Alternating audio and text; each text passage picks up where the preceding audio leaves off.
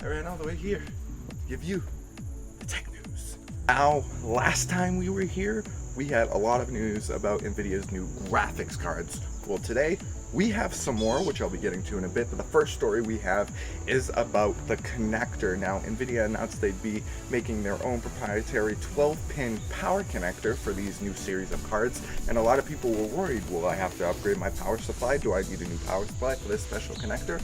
And the answer is, it depends. If your power supply already has enough capacity to support these new graphics cards, then no, you do not need to upgrade, as NVIDIA will be providing a dual 8-pin to 12-pin adapter.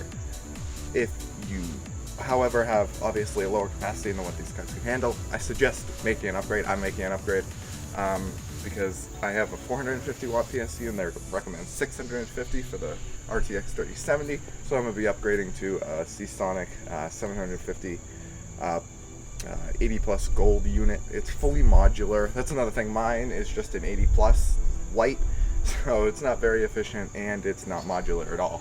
So I'm going to be upgrading to that. But if you already have the capacity, do not need to upgrade your PSU. NVIDIA will be providing a adapter in the box that's dual 8-pin to 12-pin. So you won't have to worry about that. You won't have to buy some special power supply just to get your graphics card to work. It'll be okay. More NVIDIA news. 360 Hz monitors with NVIDIA's new low latency feature that we'll be launching with these new graphics cards. And that's cool and all, and there's a story about a lot of stuff with 360 Hz, but do you need 360 Hz? Like, do you actually? Like, if I sat you down and I got you 240 Hz monitor and a 360 Hz monitor, would you be able to tell the difference? Because I don't know, because the jump from 60 to like 144 is massive. Like, you can tell the difference between a 60 Hz monitor and 144 Hz monitor, or a 60 Hz monitor and a 240 Hz monitor. And I imagine these 360 Hz gaming monitors are going to be ridiculously expensive. So I don't know if I'm all hyped up for 360 Hz or gaming at 8K at 60 frames a second, because they all just seem like marketing gimmicks to get you to buy the cards, which I don't understand.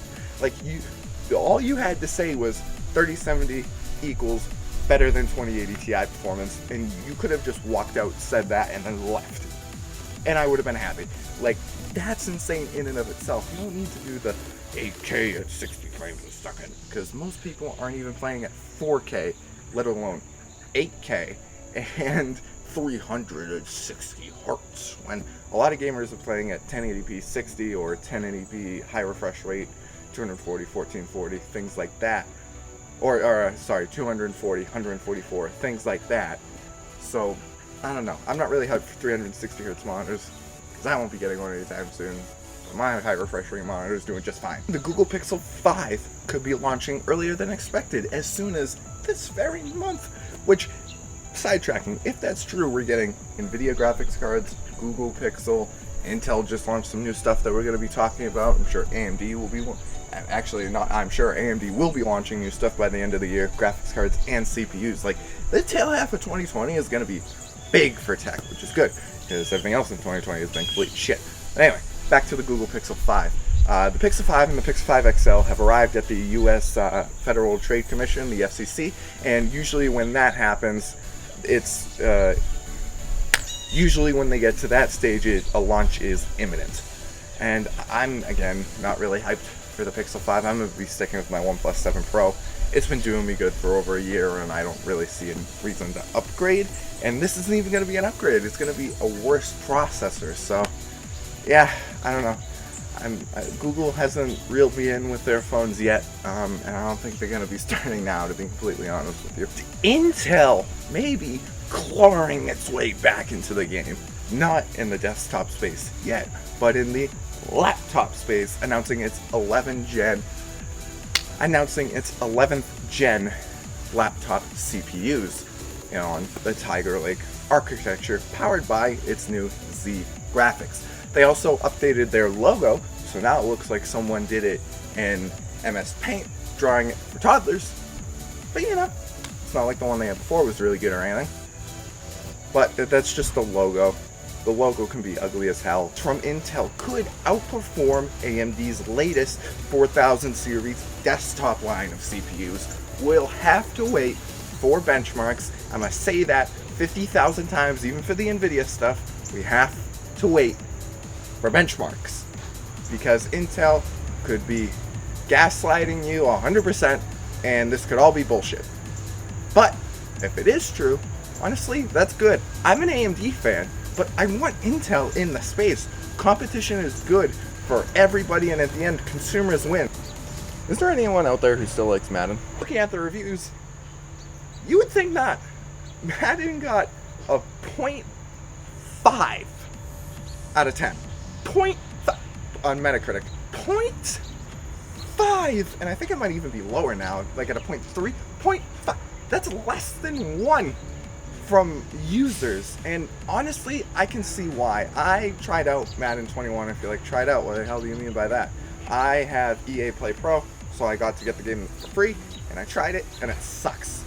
Franchise hasn't been touched in over a decade, and it's just the same stupid Frostbite. Like, I like the Frostbite engine. I love the Battlefield series, which I'm pretty sure runs on the Frostbite engine and other games, but this just isn't it for football, man. The amount of glitches that happen with players clipping through each other and runners just like running through people, but not like running through people in a way in football would happen, but like you'd have a lineman here and a running back coming, and it just kind of pushes him like this. Like, it's not realistic at all, and just the amount of glitches. And franchise hasn't been touched. They put a new coat of paint on it, some new transitions, a new opening for the games, but other than that, it's the same Madden. And honestly, I can't do it anymore. I can't. Hashtag EA drop, or NFL drop EA was trending, hashtag fix franchise, and we need competition in this space, because EA isn't interested in making a good simulation football game. EA is interested in making money off of kids with Ultimate Team. That's what they're interested in. Do you want an RTX 3070? No! Bad. I'm horrible. No RTX 3070 for you. Why is that, you ask? Well, Lenovo leaked an RTX 3070 Ti with 16 gigabytes of VRAM. NVIDIA, you were the heroes. The heroes for like 30 minutes. If you launch an RTX 3070 Ti this year, I will be so mad. Now, in all reality, will it be a huge upgrade from the RTX 3070 that I'm probably already going to get? No, probably not. But will I feel cheated out of a graphics card? Hell yeah. Like, they better not. This new SKU better have been misreported, or better be like an RTX 3060, which I'd be perfectly fine with. Even if a 3060 came out, I'm still grabbing the 3070. But please, NVIDIA, don't do that, because what it looks like is that they know AMD is going to be competitive in the 3070, 3060 range, so they left enough of a price gap, because the 3070 is $499 and the 3080 is $699, so you could slot like a $599 card right in the middle of that if you need be, if AMD RNDA 2 Big Navi ends up being all that in a bag of chips. But I hope not. like it's like two things. Like, I want Big Navi to be good because I want competition in the GPU space, because Intel ain't gonna do that. But I also don't want too much that it forces NVIDIA to launch a 3070 Ti, because then I'm gonna be sitting there with my 3070 and it's like, look, you have 3070, what else do you want? Yeah, I know, but it's gonna be like, I could have gotten the Ti for $100 more, so it's like, and that's not, there's no room price support or anything, but that's where like they could slot it right in the middle of the 3070 and the 3080. Or I hope it's like a 3090 Ti or a 3080 Ti, something like that, something in the high end. But just please, NVIDIA, don't do it, please. And with that, that is the end of the tech news for today. I've got to go.